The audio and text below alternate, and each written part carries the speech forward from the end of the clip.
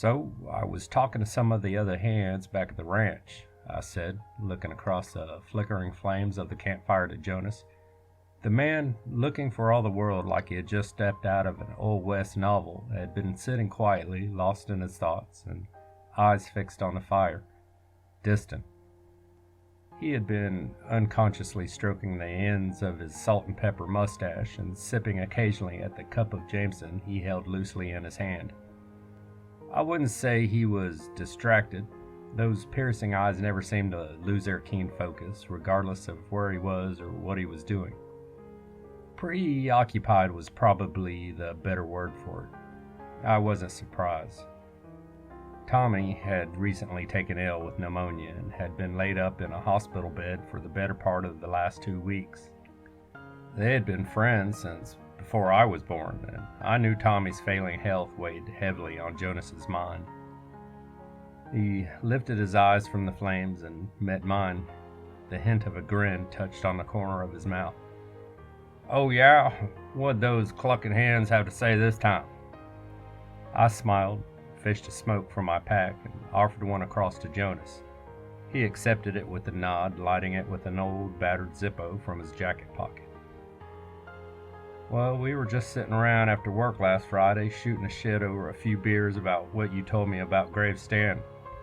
Apparently, I'm the only one around here who didn't know anything about that place," I said with a chuckle.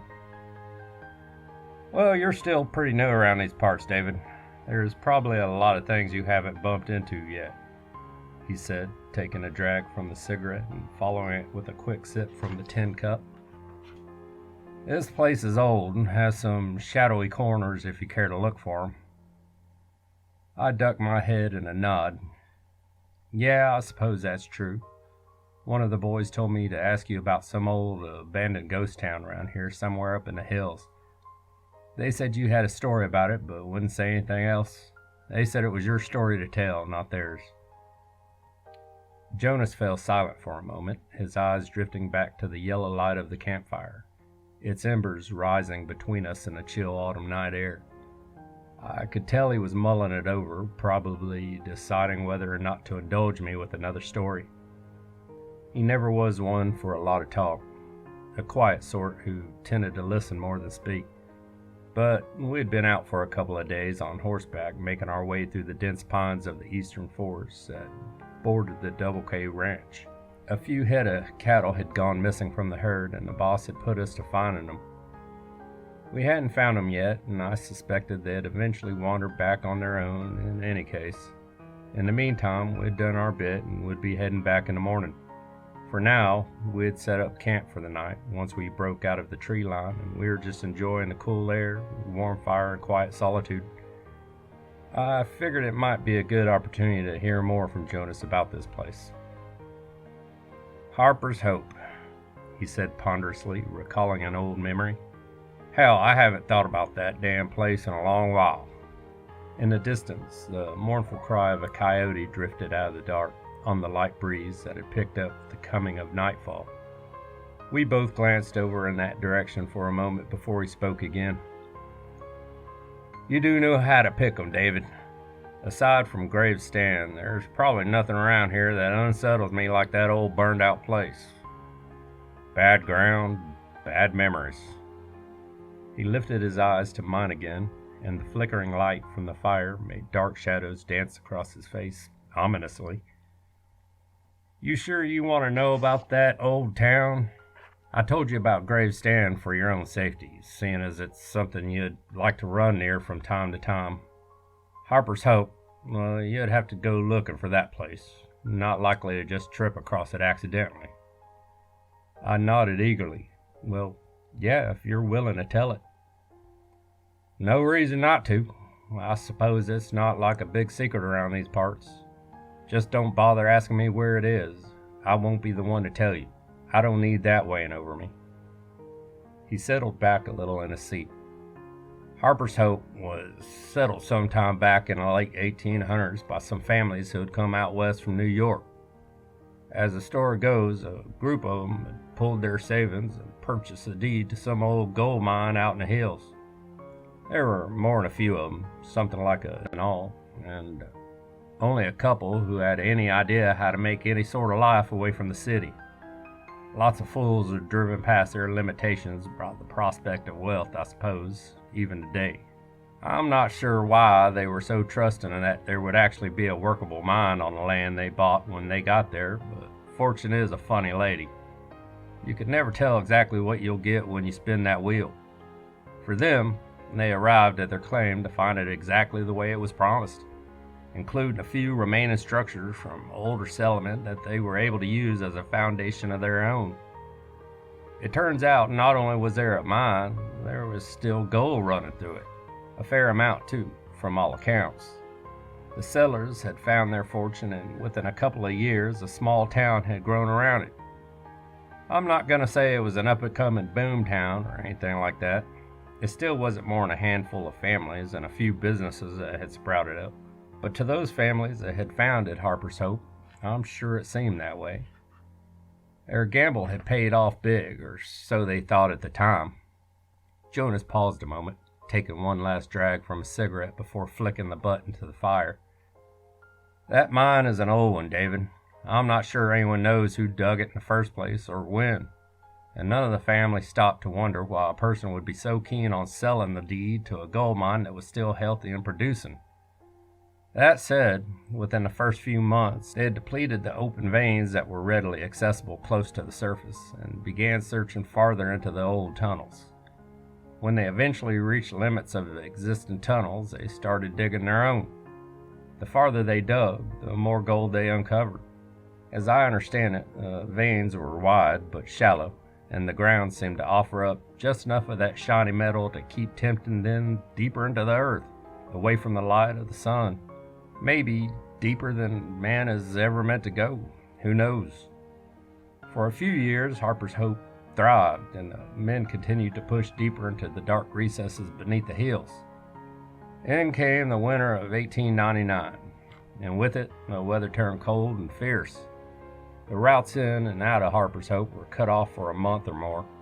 When the weather finally righted itself and the storms passed, the first traders arrived at the settlement to find it an empty husk, without a soul to be found.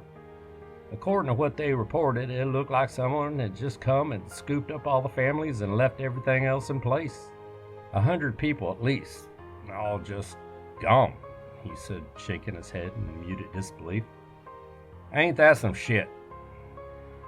Well, at first there were some suspicions that maybe they had been set upon by the Comanche, as they were known to be hostile to settlers and were probably the most feared tribe in that area at the time. But that didn't hold water, especially since so many valuable resources were just left behind in the houses and the stores. I'm not just talking about gold and weapons and stuff like that either, but food and hides and other supplies that the Comanche raiders would be interested in, especially in the middle of a winter they weren't accustomed to in East Texas. Plus, it was pretty widely known that the Indian tribes native to that area gave it a wide berth for their own reasons. They didn't want anything to do with it, and had never given the settlers an ounce of trouble before.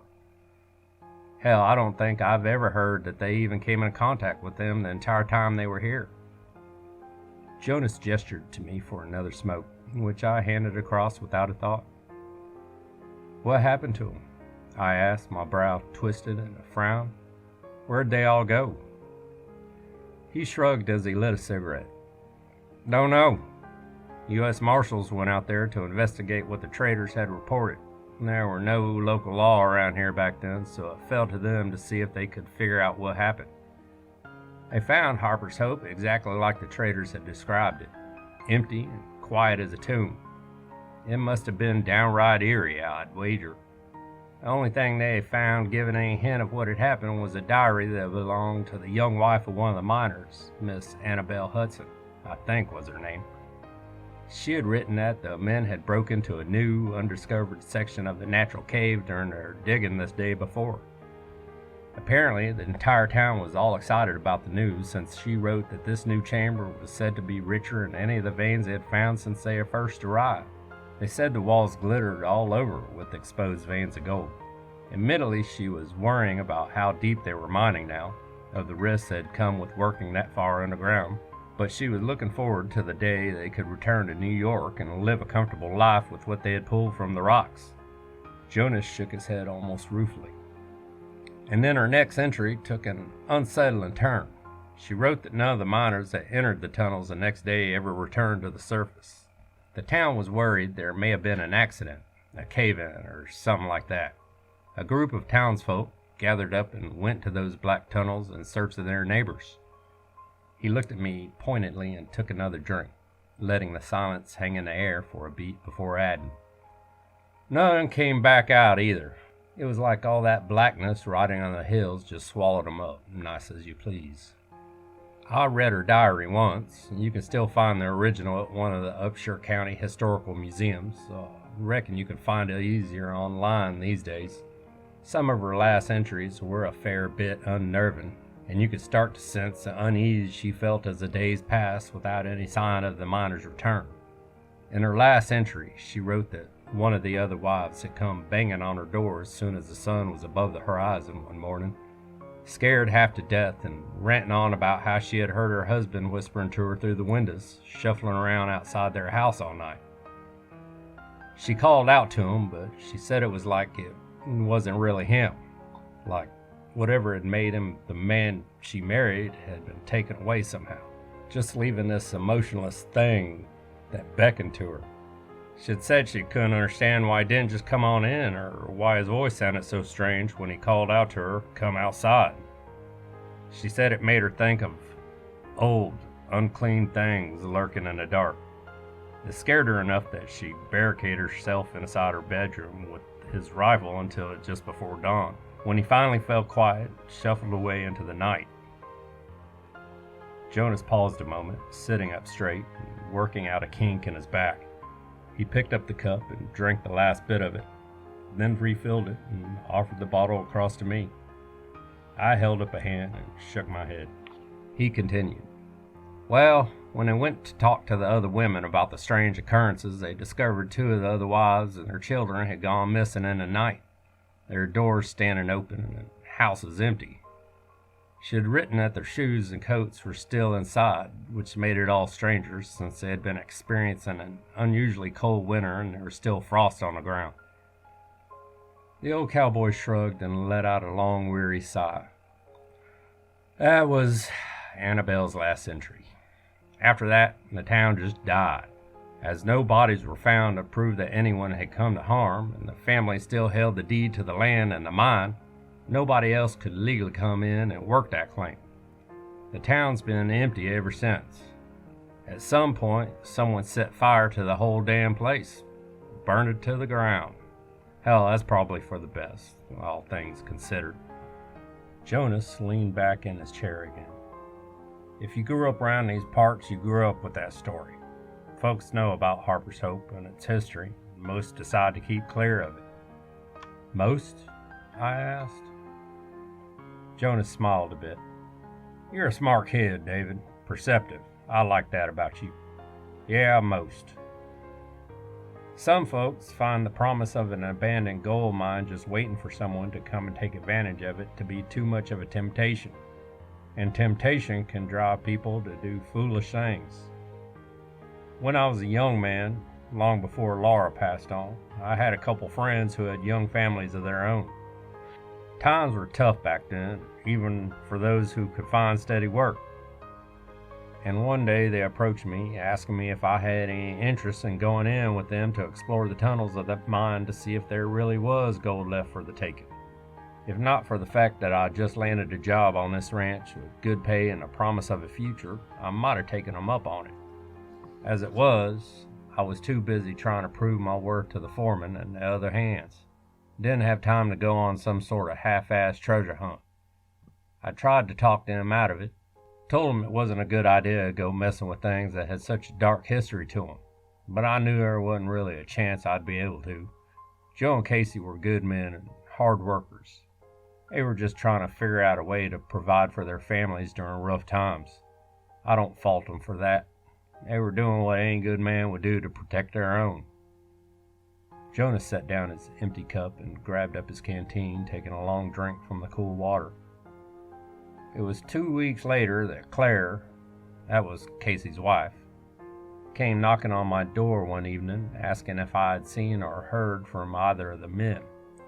She had said they'd gathered up some tools and overnight provisions and headed out a week earlier, but hadn't come back yet. She tried to get hold of Joe's wife, Paula, but hadn't been able to reach her in a couple of days. He looked at me, his eyes piercing in the firelight. Claire was born and raised in this area, not 5 miles down the road. Hell, I went to school with her brother, and I've known her family most of my life.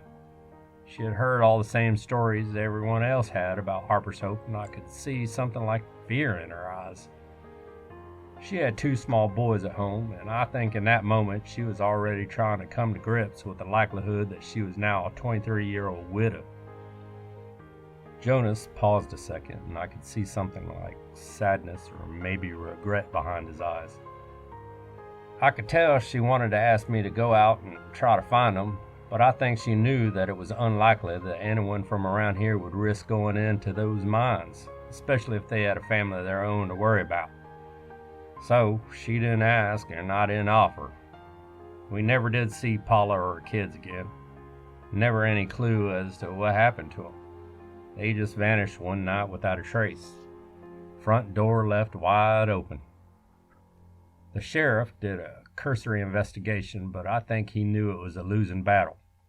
Nobody really believed she'd ever be found, I think. Claire packed up her children and left the very next morning after I spoke with her. She left everything behind that she couldn't load into the bed of Joe's truck and just ran. I can still see the look in her eyes all these years later. She wasn't afraid that she'd never see Joe again. I think she was afraid that she would.